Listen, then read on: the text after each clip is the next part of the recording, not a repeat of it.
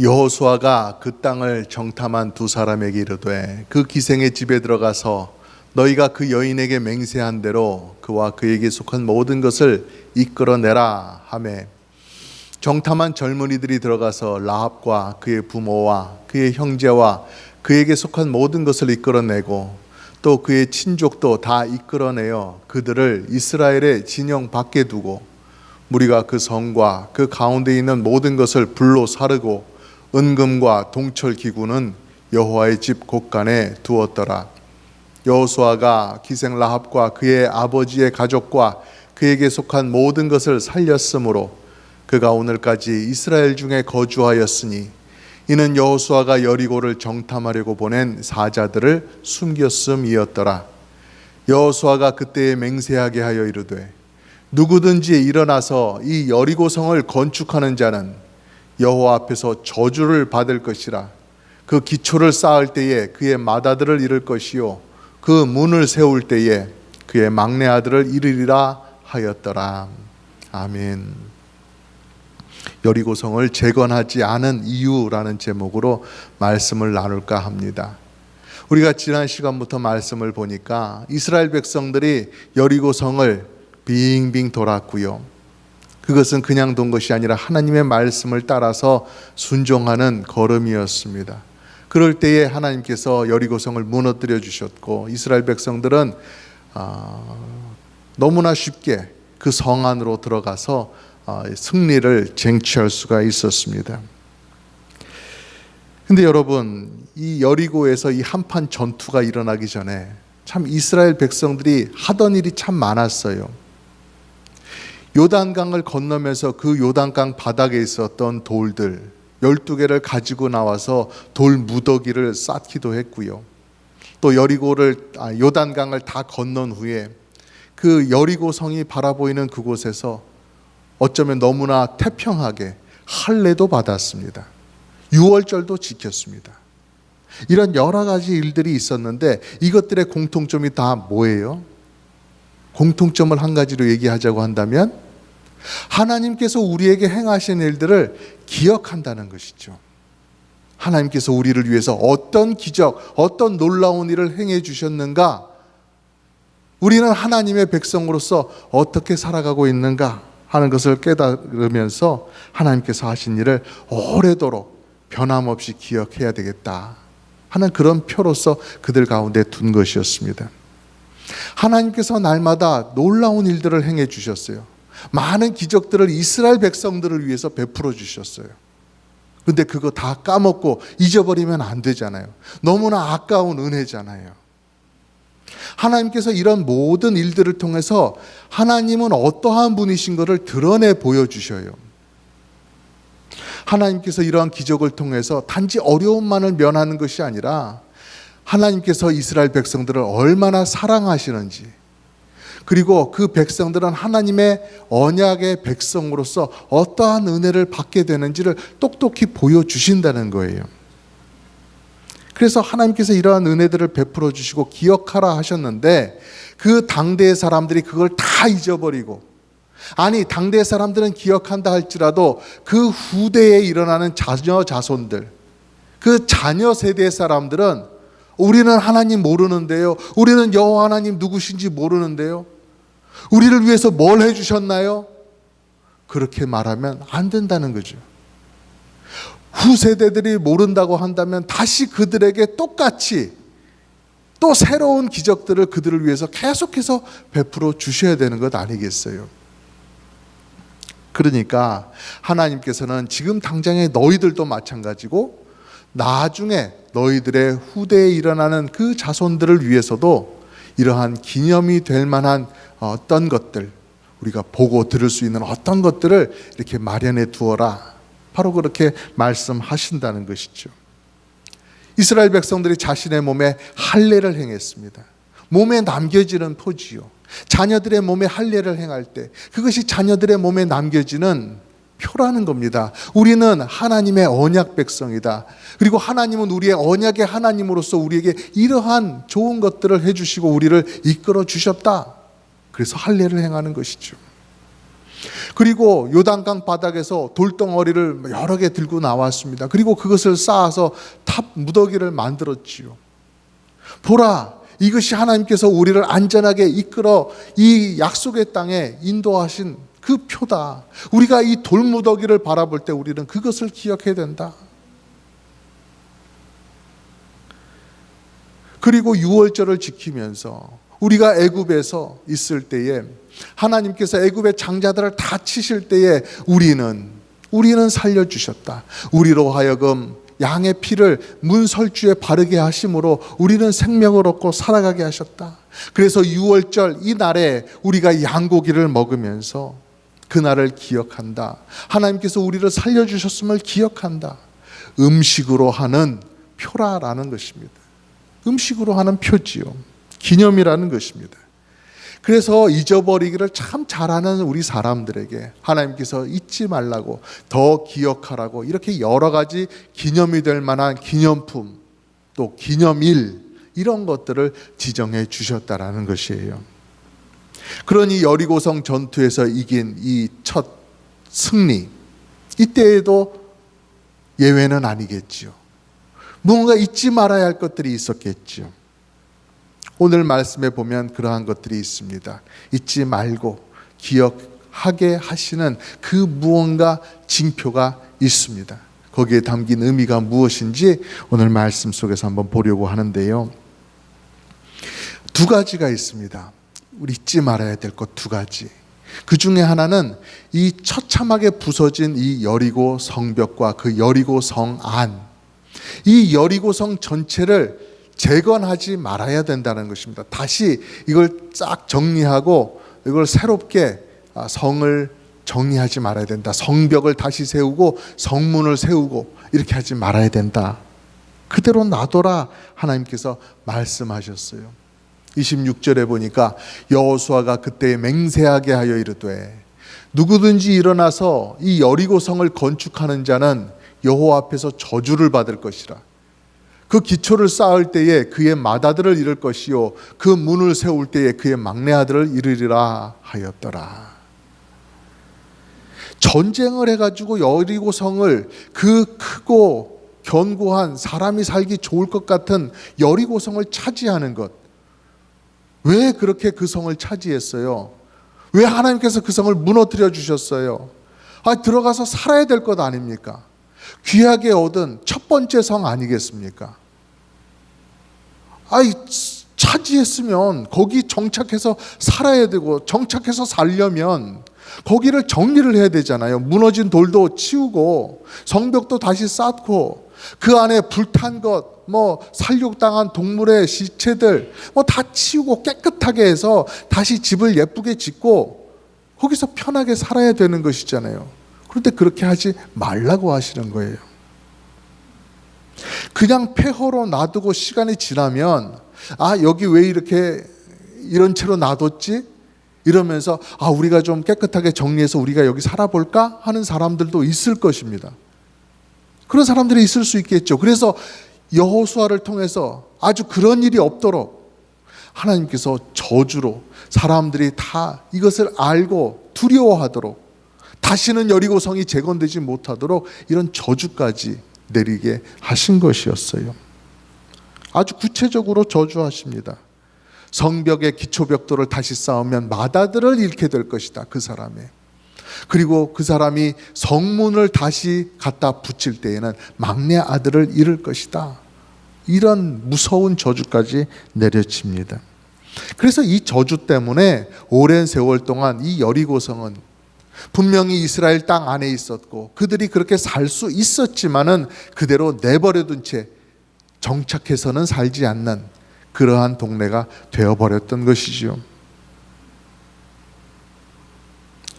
그러면 여러분, 이렇게 대대로 오랜 세월을 두고 이스라엘 백성 전체에게 무엇을 기억하라고 이렇게 여리고성은 그대로 놔두라고 말씀하신 걸까요? 그렇습니다. 이 크고 두꺼운 성벽, 높은 성벽 속에서 살아가면서 자만하면서 교만해서 마음대로 죄를 짓고 살아가던 그 가나안 족속들, 여리고 성 안에 살아가던 사람들, 그 사람들을 하나님께서는 분명히 그들의 죄악을 보시고 심판하시고 칼날로서 그들을 멸하셨다 하는 이 사실을 기억하라는 것입니다. 여리고 성이 무너져 내리고 이스라엘 백성들이 승리한 것, 이스라엘 백성들에게 승리를 주신 그 하나님도 기억을 해야 되지만, 이스라엘 성벽이 무너진 것, 이스라엘 백성들을 위한 승리의 발판이기도 했지만 한편으로는 이 여리고성 백성들의 멸망이기도 했다라는 것입니다. 여리고 백성들이 다른 가나안 족속들과 똑같이 죄짓고 그렇게 살아가는 것 하나님께서 가만두시지 않고 옛날 소돔과 고모라의 백성들처럼 심판을 반드시 하신다라는 사실을 이스라엘 백성들과 그 주변의 다른 사람들에게도 다 알도록 그렇게 하셨다라는 사실입니다. 하나님은 여리고 사람들뿐만 아니라 이 가나안 사람들, 또 이스라엘 사람들, 또 온 세상의 백성들 다 심판하시는 심판의 하나님이 되신다라는 사실입니다. 그렇기 때문에 시대가 변화해도 다른 지역에 산다 할지라도 여호와 하나님을 경외하며 그 앞에서 하나님의 말씀 따라 살아야 되는 것입니다.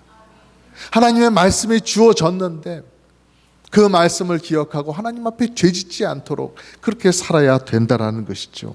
이것이 여리고성을 재건하지 말고 그대로 심판받은 모습으로 그대로 놔둬라 하는 하나님의 말씀의 뜻이었다 하는 것입니다. 여러분, 우리의 인생도 늘 꽃길만 걷는 것이 아닙니다. 우리의 삶에 늘 하나님 경외하고 신실한 믿음으로 드러내고 하는 그런 것만 있는 것은 아니죠. 때로는 실패하고 무너지고 하나님 앞에 정말로 두려운 죄를 짓는 우리의 모습이라는 것입니다. 여기저기 내가 실패해서 처참하게 쓰러졌던 그 흔적들이 우리의 삶 가운데 남아 있어요. 그렇지만 오늘 말씀을 보면 우리가 깨닫게 되는 것은 무엇입니까? 내가 처절하게 넘어졌던 그 흔적들, 그 자리들, 폐허와 같은 그 흔적조차도 나에게 계속해서 경고를 주는 표시로 삼을 수 있다는 것이죠. 그렇기 때문에 나는 넘어질 수밖에 없기 때문에, 나는 죄를 지을 수밖에 없는 그러한 연약한 인생이기 때문에 나는 예수 그리스도 안에 거해야 된다. 나는 분명히 예수님만 믿고 살아야 된다라는 것을 우리가 분명히 잊지 않고 살아야 된다는 것입니다. 그러니 여러분, 정말 생각만 해도 마음이 아프고 정말로 눈물이 나오고 한숨이 나오는 나의 그 아픈 과거의 기억들, 덮어버리고 잊어버리는 것만이 능사가 아니라는 것이죠.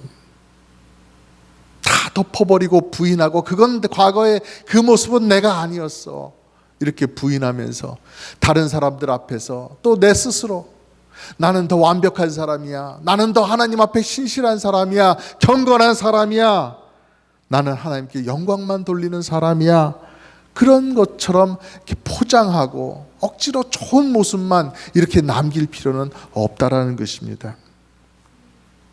우리는 말과 행동에 부족함이 참 많은 사람들이시죠. 많은 사람들입니다.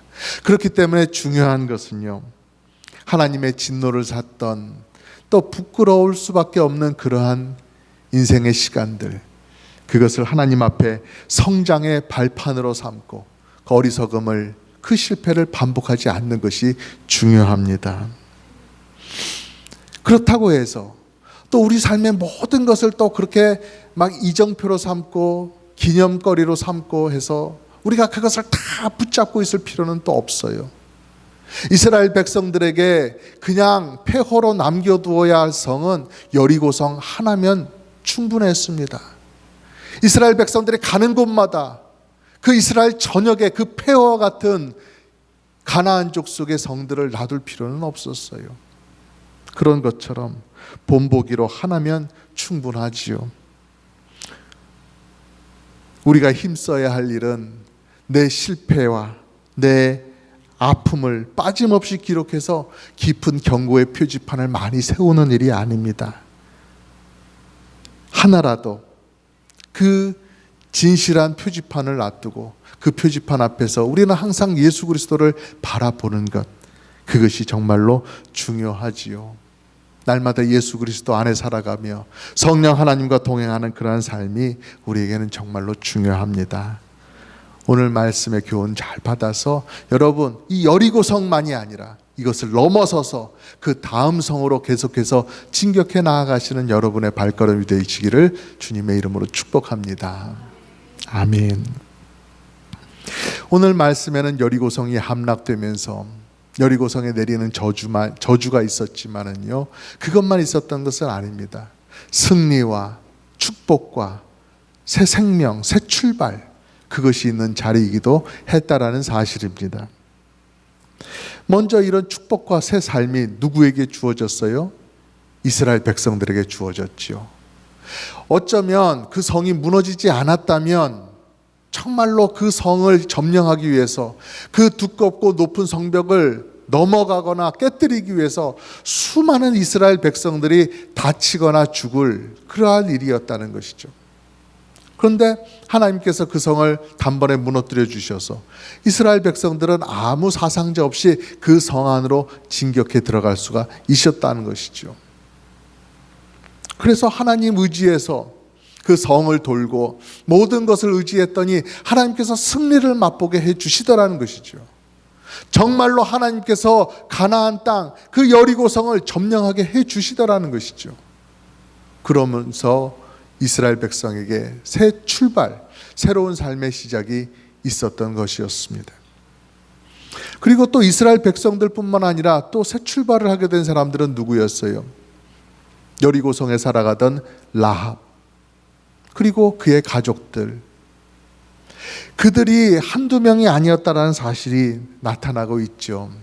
25절에 보니까 여호수아가 기생 라합과 그의 아버지의 가족과 그에게 속한 모든 것을 살렸으므로 그가 오늘까지 이스라엘 중에 거주하였으니 이는 여호수아가 여리고를 정탐하려고 보낸 사자들을 숨겼음이었더라.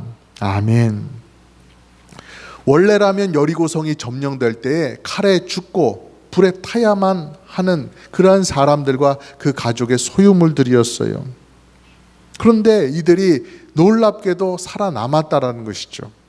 그들이 살게 된 이유가 무엇이었습니까? 여리고성을 정탐하러 왔던 정탐꾼들을 만나서 그들을 살려줬다는 것입니다. 라합이 정탐꾼을 살려줬기 때문에 이스라엘 백성이 그 라합과 라합의 가족들을 살려준 것이었어요. 그런데 좀 더 생각해 보면 정탐꾼들이 라합의 집에 우연히 들어간 게 아니었습니다.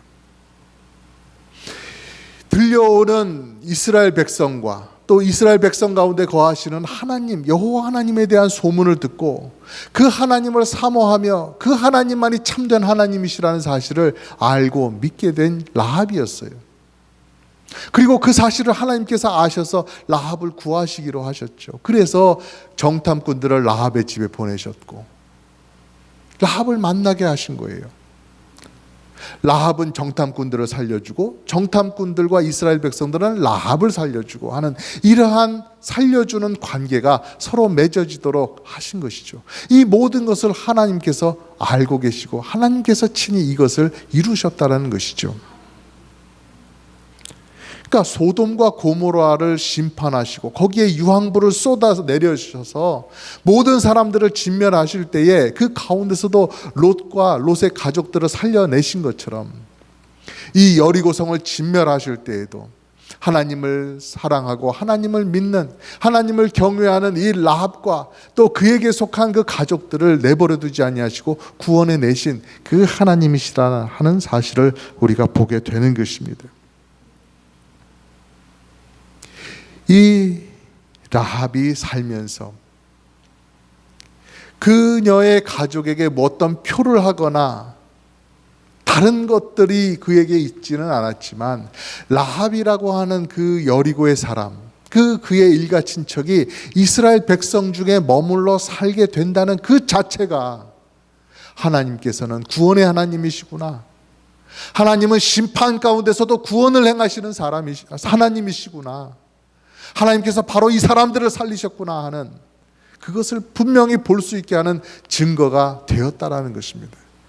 라합의 가족들이 증인이었어요. 우리가 살았습니다.